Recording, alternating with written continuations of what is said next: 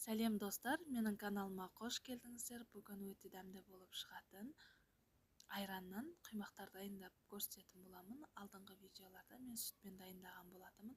Бұл жолы айраннан өте дәмді болып шығады. Ең алдымен бөлме температурасында тұрған айран қажет.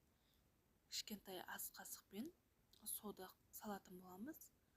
Осылай барлығын араластырып 5 минутқа қойып қоямыз. 5 минуттан соң осылай көпіршіп шығатын болады.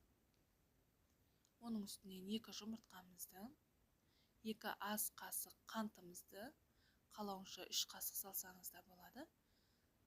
Осылай барлығын араластырып, және 2 ас қасық сұйық майымызды құятын боламыз.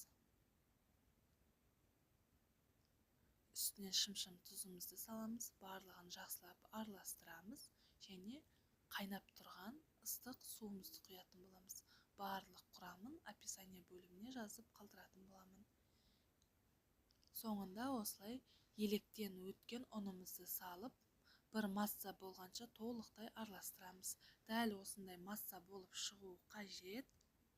Енді қызып тұрған тапамызға құймақтарымызды пісіріп алатын боламыз. Тапамызды майлауға да, майламай қосаңыздар да болады. Дәл осылай пісіріп алатын боламыз кезекпе-кезек. Шеті қызарғаннан пышақтың көмегімен бір айналдырып шықсаңыздар өте оңай алынатын болады. Барлығын дәл осылай пісіріп алатын боламыз. Өте жұп-жұмсақ, өте дәмді болып шығады. Сіздерді дәл осылай дайындап көрулеріңізге кеңес беремін. Достар, видео ұнаса лайк басып өз пікірлеріңізді қалдыруды ұмытпаңыз. Сіз де дайындап көріңіз, ас болсын.